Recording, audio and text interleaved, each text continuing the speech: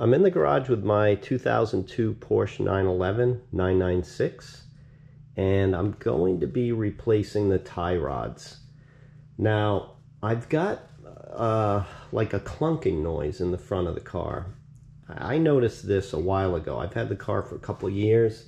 I did a lot of different work to it. You can see some of the videos. I first heard this even before I put the coilovers on this car. I figured when I went in to do that work that most likely it would be addressed and the noise would go away. Now, it was really faint, and I would only hear it after like long drives or when the car was warm. Just seemed like the suspension had to be worked before you could actually hear the noise, and even then it wasn't bad. But it didn't go away with the upgrades I did, and now it's gotten actually a little worse. So I can hear it. I can hear it even when the car is cold and hasn't been driven, and I'll show you guys in a minute. But you know, with all the things I did, I'm left with, well, what could it be? A clunking noise like that is typical of drop links. I've had that in other cars. That's a really easy fix, but it's, in my case, it's not the drop links. It's not the strut mounts. I've replaced control arms. I've inspected the ones that I didn't replace. I actually, you know, looking at the tie rods, they look fine. The joints look okay to me, but the car has 75,000 miles now, so it wouldn't be a bad idea to replace it. And at this point, it's kind of, there's not a lot left. So I'm really thinking that the tie rods will be the fix for this. So if you have a noise like this and you're trying to recreate the noise when the car is at rest, it's, in my case, it was pretty difficult, and I don't really want to press down hard on the bumper. It's like this bumper cover is flexing, and just not feeling good about pressing down on different parts of the body of the car. So the best thing to do, in my case, I just open the trunk, right? Put one foot right inside the trunk and just start putting your weight. You can really bounce the car up and down, and you can hear that noise. Now, I couldn't hear that noise last year. The only way I'd hear that noise is if I came back from a long drive, and then I did exactly what I just did, and I could hear it. So this is why things are getting worse. And if it's a bad ball joint on the tie rod, or maybe it's the joint at the steering rack, hopefully replacing everything is going to eliminate the noise. So let's come back and we'll talk about how we're going to do this. Alright, just want to show this real quick. So if you go to FCP's website to buy the parts, and you put in the year and make, model, all that stuff, for your 996, you're going to find that there's actually 2 tie rod kits. And what they're based on is which steering rack you have. Okay, so it's not a given which steering rack you have based on the model and the year. You actually have to check your car. Now, you might be able to look it up by VIN, but people have said that they've gotten the wrong part even using the VIN. So the safest bet is you go to your steering rack, it's got a part number on it, and you order the part kit based on your rack. So anyway, just showing you the 2 racks right here, and we're going to go to the car and figure out which rack I have. Alright, so I want to show you where you can find the part number of the steering rack. So we're under the car. I've removed the front shroud, so that plastic cover is gone, and now we can look up at the bottom of the car, and there's your steering rack. You can see the shaft that comes down from the steering wheel that goes into the rack there. Now the part number is right there, and pretty easily with your eye and a good light you can see 996347. In my case, I could see the 011, and of course those digits are all common to both replacement kits. So you got to get the next, I think, 2 digits. And those are the toughest to see because they're way over to the right and this fuel tank's in the way. So I didn't try that hard. I just went and grabbed my borescope here, a little video camera scope, and I was able to just take this tip and put it right up there, and I was able to find out what that last digit was. So this is a cool tool. If you don't have one, I end up using it more than I would have imagined, so it might make sense to get one. But now that I know the part number on the rack, I can order the proper kit. Alright, hopefully we have a good view here. Now, I've removed the wheels. I've taken the steering and I've turned to the right, so we're working on the passenger side. I can get easy access at the tie rod here. So what we have to do is remove a couple nuts. This is on the ball joint here, and we've got a lock nut on the outer tie rod here. So let me get some tools.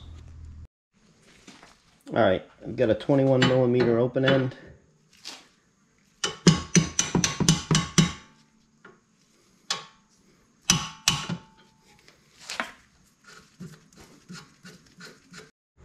Alright, let me just show you this. On the ball joint here, we've got a locking nut, and this shaft has like accommodations for a Torx tool. So the thought is you hold it with the Torx wrench and then you spin the nut. That way the shaft doesn't spin. So I'm going to hit it with the impact driver. Hopefully we can get the nut off without spinning the shaft. I probably should have hit this with some PB Blaster a couple days ago, but let's just give it a try.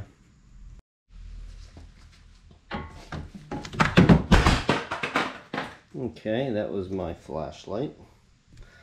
Let's do it without the flashlight.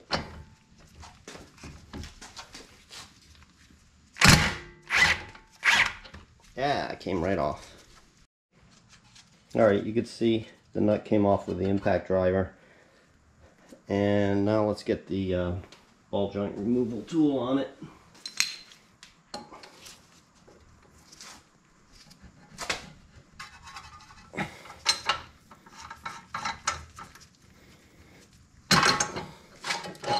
Wow, did you just see that, guys? I didn't even put a wrench on this thing. Unbelievable. I swear to God, I did not loosen that. I don't know if you can hear that, but let's see.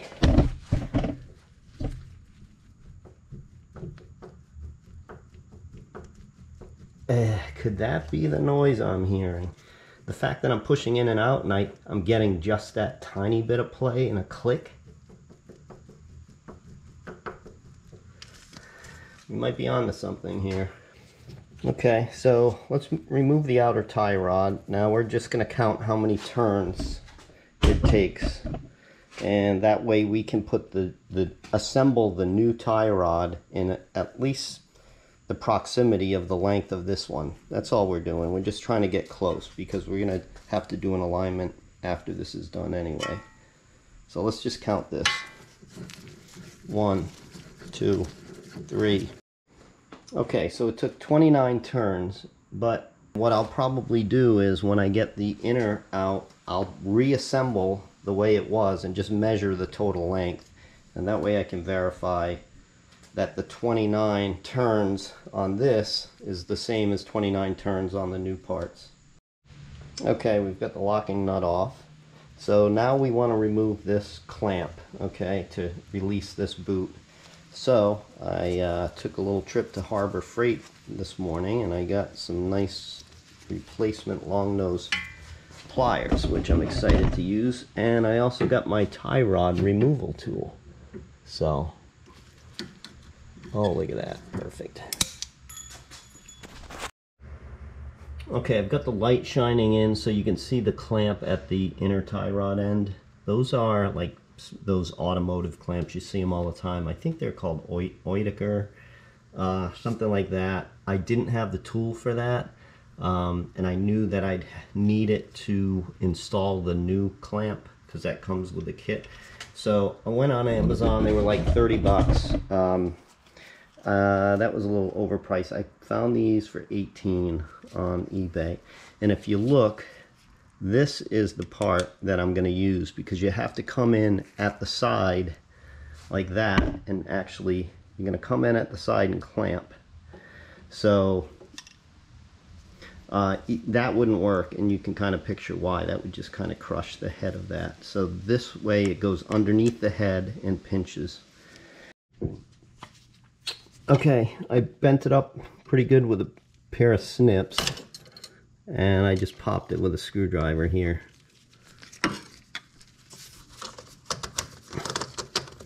Let's pull the boot off here.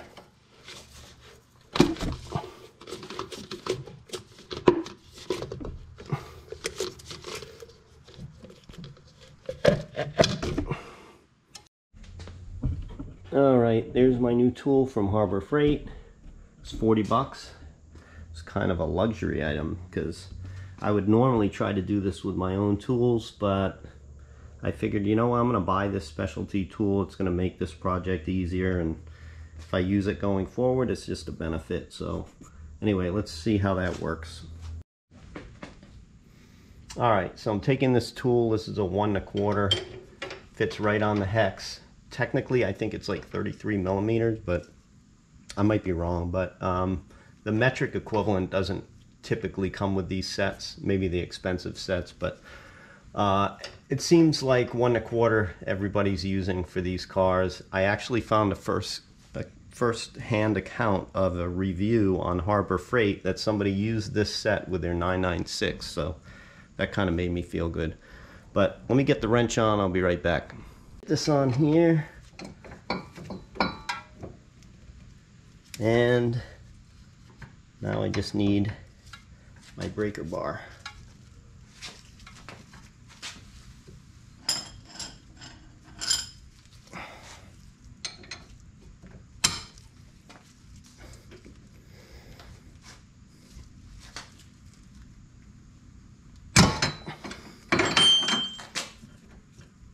All right, you see it, just came off.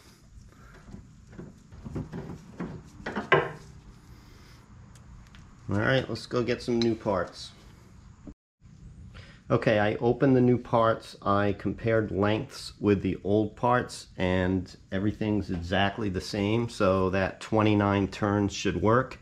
I put a little bit of my own Loctite on here, even though the threads look like there was a little bit on there. And we're just going to thread this on. Now, the other advantage of buying that tie rod tool is there is a torque spec for this. It should be tightened to about 60 foot-pounds. And that would be difficult if I had to try to get like a wrench on that hex nut. Maybe a crow's foot would work, but anyway, I've got the tool, so I can just torque this to spec.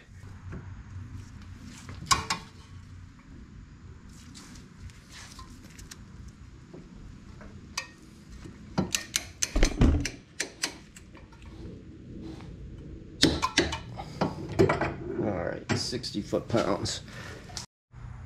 Okay, so in the kit we've got the rubber boot, we've got the clamp, and we've got this piece that I'm pretty sure goes over the steering rack, the housing. So this would sit over the metal, and then the boot would go over that. Then the whole thing is clamped. Alright, so I did get that band. It's like a rubber band. I got it around here. I did have to kind of move the camera out of the way. I also cleaned down the shaft, because you don't want to have any dust on there from reaching in. Now they give you a little bit of this grease, and they advise you to put it on this shaft. And I think that's just so that the rubber boot goes over it. Probably makes a better dust seal with some grease on there. Okay, so here's the clamp. You can see it doesn't look the same as the other because it hasn't been crimped yet. Here's this tool that's supposed to grab it right here. Although I gotta admit, I can't get much leverage on this thing because it's spread so wide open. I'm supposed to somehow crush it, but I'll cross that bridge when I get to it. Let's try to get this thing on here. Okay, I've got the boot fully on. I went under the car and looked up to make sure that the boot was all the way over the steering rack. And now we've got a crimp. And let's see how we do with this thing. Okay, we're back. We've got the clamp on. It's nice and snug. It's made a proper crimp, but these things definitely are not long enough. And what happens is it's got to spread so wide that it really is difficult to get any leverage to crimp. And I think that's why it kind of crimped a little lopsided. You can see the head of the crimp is a little bent weird. I mean, it's properly clamped though, nice and snug, but kind of a little ugly there. Yeah, this thing is not the best. So anyway, at least we got it on. Let's keep going here. We've got to put this clamp, and then we put the outer tie rod. Okay, we've got the clamp, locking nut. Now this is going to go on 29 revolutions.